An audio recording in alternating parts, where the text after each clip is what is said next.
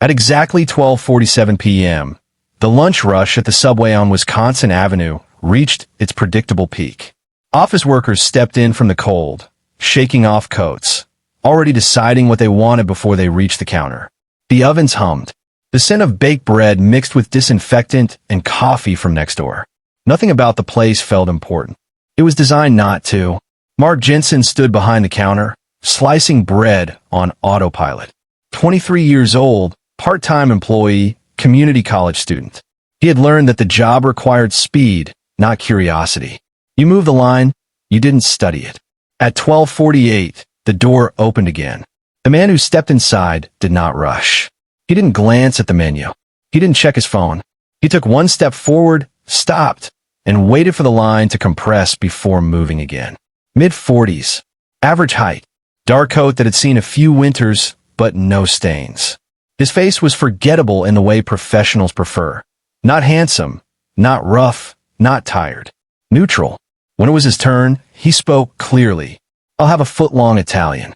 Mark reached for the bread without looking up. "What meat?" The man paused, just long enough to register. "Turkey," he said. "No cheese." Mark nodded and moved down the line. "Lettuce, tomato, onions?" "Yes," the man said, then added, "Olives." "Exactly 6. Mark stopped. People asked for extra olives all the time, or none at all. But a number, especially an exact one, was unusual. 6. Mark repeated. "Yes," the man said. "Calm. Firm." Mark placed them one by one. He felt the man watching his hands. When the 6th olive went on, the man nodded slightly. "After the olives," the man said, as Mark reached for lettuce. Mark adjusted. It wasn't against the rules, but it was unnecessary. He noticed the line behind the man growing impatient. The sandwich took longer than it should have. The man corrected the placement of the tomatoes. Asked for less oil than Mark had poured. No salt. No pepper. When it was finished, the man paid in cash. Exact change. He declined a receipt. As he turned to leave, he paused near the door. Mark noticed his eyes lift. Not toward the exit, but toward the convex security mirror mounted above the drink cooler. The man's gaze held there for a fraction of a second. Then he nodded, not to Mark, to the reflection, and walked out. Mark watched him disappear into the street and went back to work. At the time, it meant nothing. That was the mistake. The man came back 2 days later. Same time, 12:47 p.m., almost to the minute. Mark noticed it only because the lunch rush followed rhythms you learned without trying. Mondays were chaotic. Wednesdays were lighter. Fridays were unpredictable. But Tuesday at 12:47 was never a fixed point, until it became one. The bell over the door rang. Mark glanced up, already halfway through slicing a roast beef footlong. It was him. Same dark coat. Same unhurried step. Same neutral face that didn't ask to be remembered. He stood in line, hands folded, eyes forward. When it was his turn, he didn't look at the menu. "Foot-long Italian," he said. Mark hesitated. Just a beat. "What meat?" "Turkey. No cheese." The words landed with a strange familiarity. Mark told himself it was nothing. Regulars existed. People liked routines, especially people who ate alone. "Vegetables?" Mark asked. "Yes," the man said. "Lettuce, tomato, onions, olives." Exactly 6. There was again. Mark felt a flicker of irritation, followed by something else he couldn't name. He placed the olives carefully. 1, 2, 3, 4, 5, 6. The man nodded. "After the olives," he said, calmly correcting the sequence again. Behind him, someone sighed loudly. Mark sped up, but the man slowed him down. Less oil, no salt, no pepper. Exact change at the register. No receipt. And again, before leaving, the man paused by the door. Again, his eyes lifted to the security mirror. Again, the almost imperceptible nod. Mark didn't mention it to anyone. There was no reason to. The subway manager worried about inventory and schedules, not customer quirks.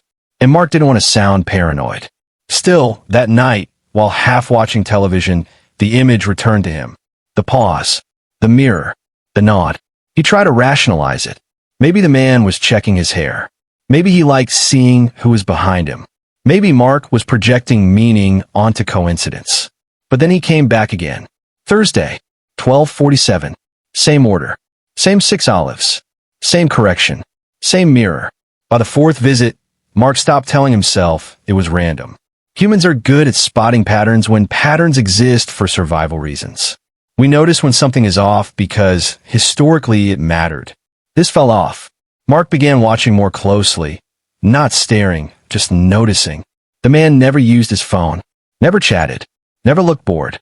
His eyes moved constantly, scanning reflections, windows, surfaces that showed more than they appeared to. Once, while the sandwich was being wrapped, Mark deliberately shifted position. The man's gaze followed his reflection in the stainless steel counter without turning his head. That's when Mark felt it clearly for the first time. He wasn't being watched. He was being used. On the 5th visit, something changed. As Mark placed the olives, his hand slipped. 7 landed on the bread. The man noticed immediately. "That's one too many," he said, still calm. But now there was tension underneath. Not anger. Control. "Sorry," Mark said, removing one. The man watched closely as Mark corrected it. When the 6th olive was gone, he nodded again. But this time, when he turned toward the door, he didn't look at the mirror. He stopped.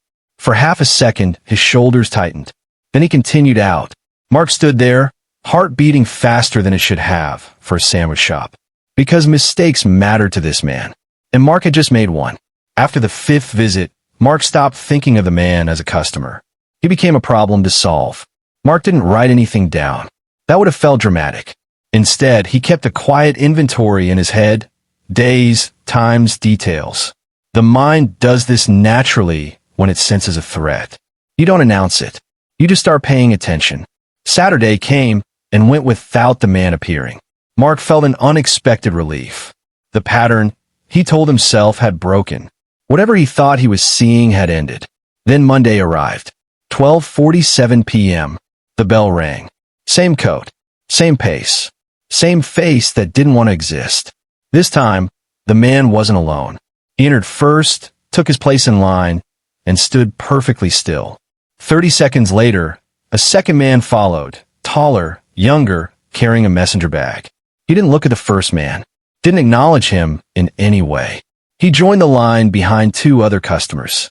Mark felt a chill he couldn't explain. When the first man ordered foot-long Italian, turkey, no cheese, Mark noticed something new. The second man shifted his weight forward slightly. Not enough to be obvious. Enough to be deliberate. "Vegetables?" Mark asked. "Lettuce, tomato, onions, olives." "Exactly 6. Mark placed them. After the olives, the man said. Mark complied. As he wrapped the sandwich, the first man paid. Exact change. No receipt. He moved to the condiment station instead of leaving, pretending to adjust napkins. Now, it was the second man's turn. He ordered a 6-inch wheat. Ham. Extra mustard. No olives. Ordinary. Almost aggressively so. But as Mark prepared it, he noticed the second man's eyes. Not on the food, but on the first man's reflection in the chrome bread warmer. When the first man finished at the napkins and moved toward the door, the second man's hand tightened briefly around the strap of his bag. Then the first man paused. He looked at the security mirror, nodded, and walked out.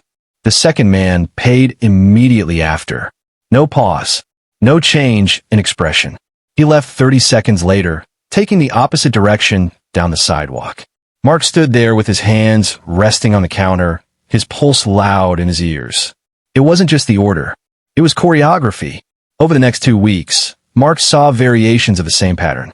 The man came at 12:47, sometimes alone, sometimes followed, sometimes preceded. Different faces, different orders behind him, but always the same signals. 6 olives, sequence correction, mirror check, nod. Once Mark tested something. As the man paused near the door, Mark shifted the angle of the security mirror slightly while pretending to wipe the counter. The reflection changed. The man noticed instantly. His nod froze mid-motion. He adjusted his stance, recalculated, then nodded again, this time slower, more deliberate. Mark's mouth went dry. This wasn't paranoia. This was method. Whatever was happening, the subway wasn't just a lunch stop. It was a relay point, a place where movements were confirmed, routes validated, people synchronized. And the sandwich order? It wasn't preference. It was a signal disguised as habit. Mark realized something else then, something far more unsettling. If the man was using the store as a signaling station, then someone else was watching it too, and they weren't ordering sandwiches. Mark did not go to the police. That decision, made quietly and without ceremony, would matter later more than anything else. He considered it, of course. Late at night, lying awake, replaying the nods and the mirrors and the unnatural precision of 6 olives. But how do you explain something like that without sounding ridiculous? A man orders a sandwich the same way every time. He looks at a mirror. Other people come and go. No threats. No crimes. No weapons. What would he say? There was another reason he didn't report it. A less noble one. Part of him wanted to be right first.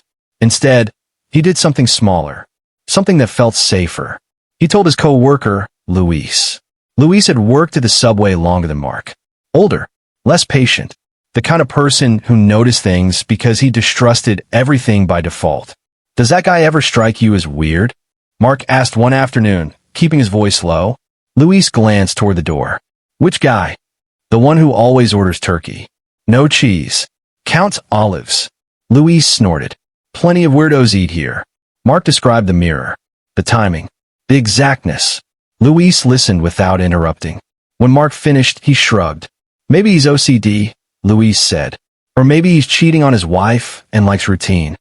That should have ended it. But the next time a man came in, Luis watched. Mark saw it in his posture, the way his attention sharpened, the way he leaned just slightly toward the counter. When a man ordered his usual sandwich and corrected the sequence again, Luis raised an eyebrow. Oh, he muttered. When the man paid and paused by the door, Luis followed his gaze to the mirror. The nod happened. Luis went very still. Okay, he said quietly. That's odd. They didn't speak again until the rush ended. People don't do that unless they're checking something, Luis said finally. Or someone. That night, Mark searched online. He didn't look up spies or intelligence agencies. That would have been too obvious. Instead, he searched phrases like surveillance countersigns, dead drop signals, visual confirmation techniques. Most of what he found was garbage. Movies, forums, conspiracy blogs. But buried in an old academic article was a paragraph that made his chest tighten. Low-risk commercial environments are ideal for visual countersigns. Food orders, object placement, and reflective surfaces allow confirmation without verbal exchange. Mark closed his laptop. The next day, he made another mistake. The man arrived at 12:47. Same routine, same calm. As Mark placed the olives, he deliberately hesitated before the 6th one, just a fraction longer than normal. The man's eyes lifted immediately, not to Mark's face, but to the reflection in the metal counter. His jaw tightened. 6, he said, not sharply, but with authority. Mark placed the final olive. For the first time since he'd known him, the man looked directly at Mark. Not hostile, assessing. As he paid, the man spoke again. You knew, he said. Mark swallowed. Been here a while. The man studied him for a second longer than necessary. At the door, he paused, looked at the mirror, did not nod. He left without the signal. 10 minutes later, a woman Mark had never seen before entered the store. She ordered nothing, just stood near the drink cooler, pretending to read her phone, eyes flicking to the mirror again and again. Mark felt his stomach drop. He had disrupted something, and now someone was checking why. After the woman by the drink cooler, nothing happened. No confrontation, no questions, no sudden arrival of men in suits. The shift ended the same way it always did, floors mopped, trash taken out, lights dimmed. If Mark hadn't been watching so closely, he might have convinced himself he'd imagined the whole thing. But the pattern didn't resume. Tuesday came. 12:47 passed. The door did not open. Wednesday, nothing. Thursday, still nothing. By Friday, the absence felt louder than the presence ever had. Habits don't disappear cleanly. People who build routines cling to them, especially people who rely on them. Mark checked the security mirror more than he needed to. Every unfamiliar face felt heavier than it should have. Luis noticed. He hasn't been back, Luis said. Mark shook his head. That's not good, Luis added. On the following Monday, the man returned, but not the way Mark expected. It was earlier, 12:19. He entered alone. The coat was different, lighter. His posture had changed too, less controlled, more cautious. He didn't go straight to the line. He stopped near the drink cooler, pretending to examine the labels. Mark pretended not to notice him. When a man finally stepped forward, he ordered a 6-inch. Different bread, different meat. Mark's heart rate spiked. Vegetables? He asked. No olives, the man said. The words landed like a warning. Mark prepared the sandwich without comment. The man paid. Exact change again. No receipt. He did not pause by the door. He left immediately. 2 customers later, another man entered. Mark recognized him instantly, the messenger bag from before. He ordered nothing. Instead, he stood near the window, pretending to tie his shoe. His eyes followed the first man's departure. Then he looked at Mark, just once, and smiled. Not friendly, not threatening, confirming. That night, Mark finally spoke to someone else. Not the police, not the FBI. He didn't know how to reach them, and he didn't trust what would happen if he tried. He called his uncle. His uncle, David, had worked for the State Department in the 1980s. Not intelligence, not officially, but long enough in embassies to understand how people hid in plain sight. Mark told him everything. The orders, the olives, the mirrors, the nods, the break-in pattern. David was quiet for a long time. That's not random, he said finally. What is it? Mark asked. A communication layer, David replied. Low exposure, highly deniable. Should I report it? Another pause. If it's active, David said, they already know it's compromised. And if it's compromised, it means something bigger is moving. Mark stared at the wall. Then why come back? He asked. Because someone wanted to see who noticed, David said, and whether they were sloppy. The next day, Mark came in early. At 12:46, the subway phone rang. Mark answered it. No one spoke. He could hear breathing. Controlled. Intentional. Then the line went dead. At 12:47, the bell rang, and the man walked in again. But this time, he wasn't alone. This time, the man entered with 3 others. They didn't arrive together. That would have been obvious. They came in pairs, separated by seconds, blending into the lunch rush, like commuters stepping off the same train. Different faces, different ages, different clothes. But they moved the same way. Measured, controlled, alert without appearing alert. Mark felt the shift immediately. The room felt smaller, tighter, as if the air itself had been weighed down. He kept his head down, slicing bread, pretending his hands weren't trembling. The first man ordered nothing. He stood near the window, hands in his coat pockets, watching reflections instead of people. The second stepped forward. Foot-long Italian, he said. Different voice. Same phrasing. What meat? Mark asked. Turkey. No cheese. Mark swallowed. The olives came next. Exactly 6, the man said. Mark placed them carefully. His fingers felt thick, clumsy. After the olives, the man added. Mark obeyed. As he wrapped the sandwich, he noticed the others repositioning. One near the drink cooler. One pretending to read the menu. One sitting at a table without food. They weren't watching him. They were watching each other. At the register, the man paid with exact change and stepped aside instead of leaving. The next person in line moved forward. A woman this time. 6-inch. Veggie. Extra lettuce. No olives.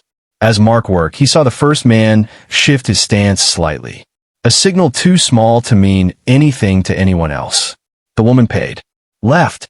The man with the sandwich approached the door. He paused. Looked at the mirror. Did not nod.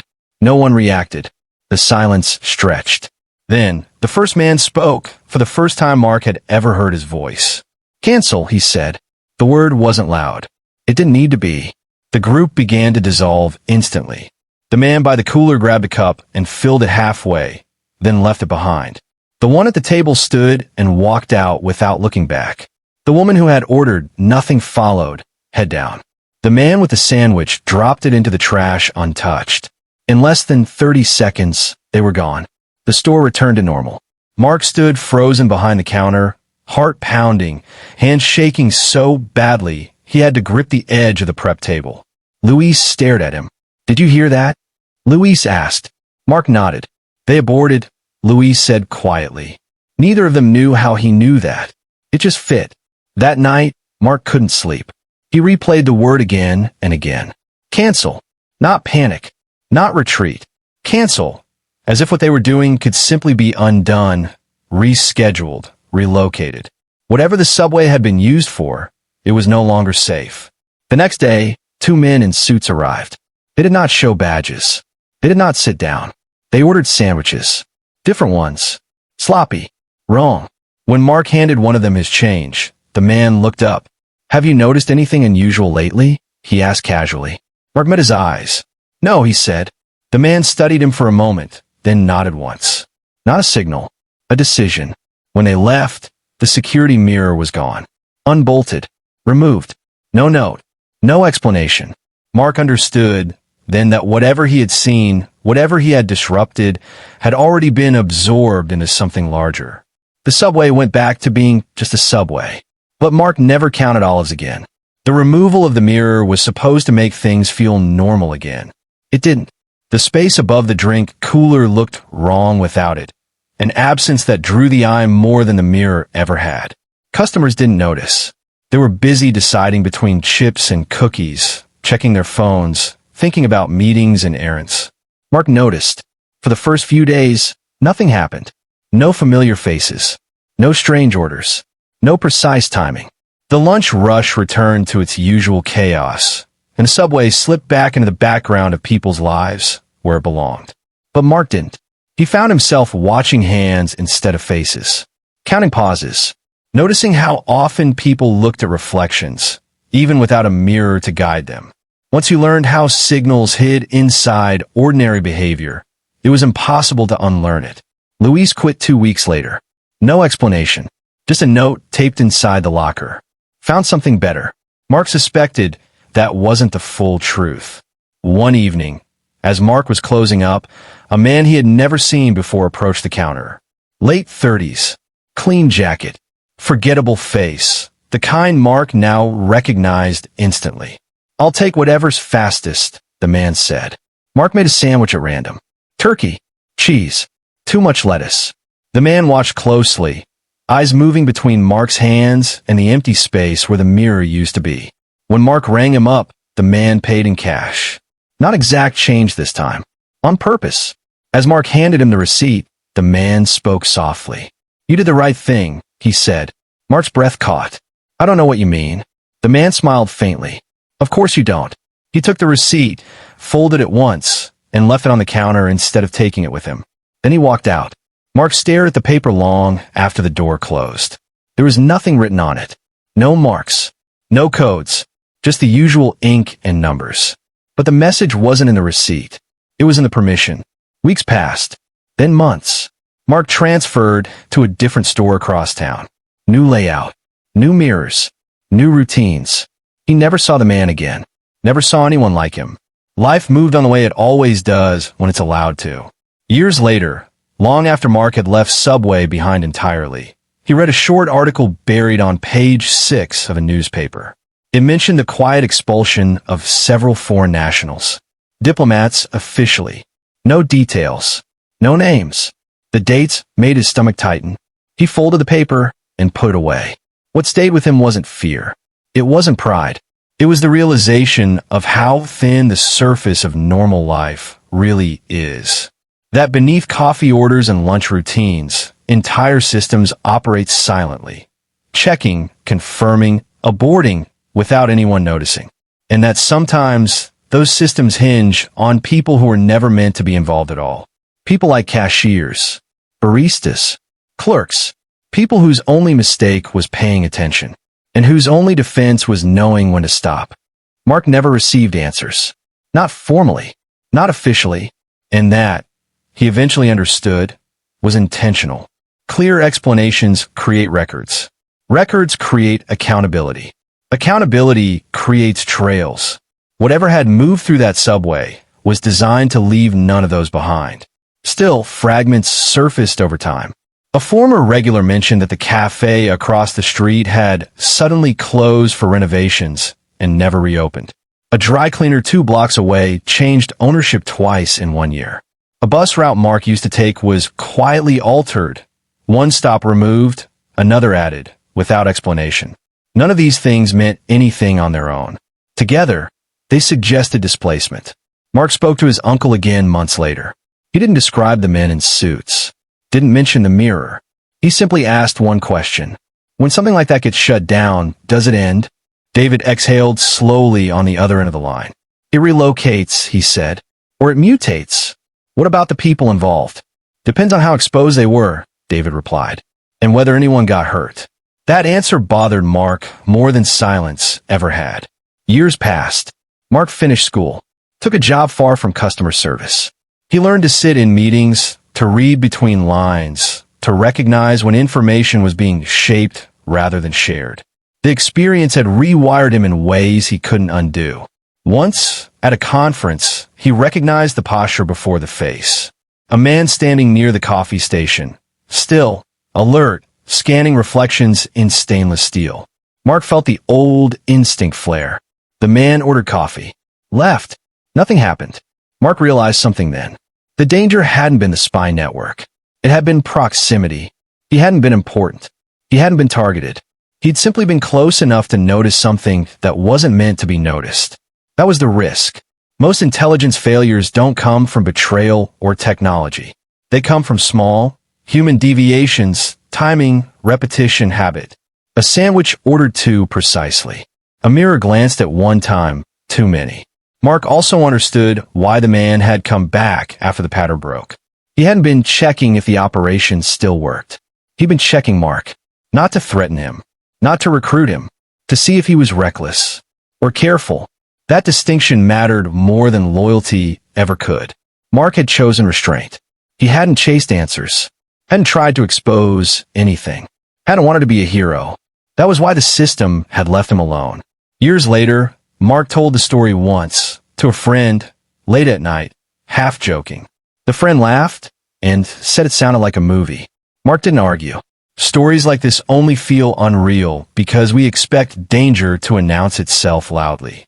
In reality, it moves quietly, embedded in routines so ordinary they vanish into the background.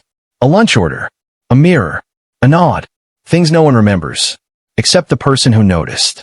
Even years later, Mark could feel the residue of those small, ordinary disruptions. The world didn't announce its dangers. It left them hidden, stitched into routines that seemed banal. The closed cafe, the altered bus routes, the shifting dry cleaner. He thought about them often, a map of absence and displacement he could never fully explain. It was during one long afternoon at his new job, staring out at the city from a sterile office tower, that he noticed the pattern again. People moved like pieces on a chessboard, carefully, deliberately, but never predictably. The barista handing out coffee, the man in the corner reading a newspaper, the janitor adjusting a mirror. All ordinary acts, all potentially signals.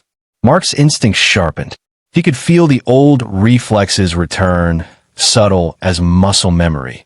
The slight hesitation before a glance. The way someone lingered just a moment too long near a reflective surface. The cadence of footsteps that didn't quite match the rhythm of the room. It wasn't paranoia. Not exactly. It was the recognition that someone, somewhere, had trained him to notice. He started keeping a mental log. Not to expose, not to investigate, just to understand. The minutiae fascinated him. How a meeting scheduled at a different time could ripple across blocks. How the absence of a familiar face signaled more than presence ever could. Each small disruption had meaning if he knew how to read it. One day, walking past a familiar lunch spot, Mark saw a man standing outside, perfectly still. The posture was almost identical to the one he remembered from the subway incident years ago. His stomach tightened, but the man didn't enter, didn't glance at him. He only waited, scanned, and left. Mark didn't follow. He didn't stare. He only noted. The distinction between action and observation had never been clearer. That night, he called his uncle again. David listened without interruption, as if he already knew what Mark had seen. "I saw him," Mark said finally. "The one from before." David didn't respond immediately. When he did, his voice was calm, measured, and nothing. He left. "Exactly," David said. "Presence isn't always threat. Sometimes it's just measurement. Sometimes it's habit." Mark understood. The network, or whatever remained of it, didn't need to act. Its danger wasn't in what it did, but in what it could reveal. Proximity alone was enough to teach lessons, to shape behaviors, to impose restraint. That realization settled over him like quiet snow. Danger wasn't always loud. It didn't always demand confrontation. Often, it merely existed, a constant shadow that required careful negotiation. Mark went to bed that night thinking about the sandwich shop, the mirrors, the subtle signals in the city around him. He didn't feel fear. Not exactly. He felt the clarity that comes from understanding the rules of a game he hadn't asked to play. And for the first time, he wondered what would happen if someone else noticed what he had. Years passed, and the world kept moving, indifferent to the shadows that had once brushed against it. Mark built a life far from lunch counters and spy networks, far from the half-glimpsed patterns that had once dominated his attention. Yet the lessons lingered, subtle as muscle memory. He noticed the small deviations first. A reflection slightly off in a store window, a bus stopping where it shouldn't, a man who lingered too long at a doorway. Each time, the instinct flared. Not fear, not panic, but awareness. He knew now that noticing was enough. Sometimes, the simple act of observation was as dangerous as action. One afternoon, a package arrived at his apartment. Plain, unremarkable, postmarked from a city he had never visited. Inside was nothing more than a note. You understood. No signature, no threats, no congratulations, just acknowledgement. Mark smiled faintly. It was the kind of closure that didn't announce itself, that didn't need fanfare. The network, or whatever remnants remained, had moved on. The danger had either dissolved or shifted elsewhere. He would never know which. Over time, he realized that proximity, attention, and restraint were the real measures of survival. He had not been important. He had simply been close enough to see what wasn't meant to be seen, and careful enough to let it remain unseen. He told the story once, late at night, to a friend who laughed and called it a spy thriller. Mark said nothing. Stories like this only seem unreal because people expect danger to arrive loudly, to demand recognition. In truth, it moves quietly, woven into routines so ordinary that only the observant notice. A sandwich order, a glance in a mirror, a nod. Mark understood finally. The network didn't need to reach him. Its purpose had been accomplished the moment he noticed. And in that awareness, he had survived. The city continued, oblivious. People passed without noticing. But Mark did. And sometimes that made all the difference. The shadows of the Cold War lingered, not in explosions or arrests, but in the invisible marks left on the lives of those who had glimpsed them. And in that quiet, Mark carried both the memory and the understanding. The world rarely announces its danger. Often it only waits. Think about this. If you were in Mark's shoes, and suddenly an ordinary subway order or a glance in a mirror had placed you in the middle of a secret spy network, what would you do? Would you stay silent and observe, or would you risk everything to find the answers? Share your thoughts in the comments below. What would your strategy be in this situation? If you enjoyed this story, make sure to like the video and subscribe for more suspenseful Cold War tales, and don't forget to hit the bell icon to never miss an update.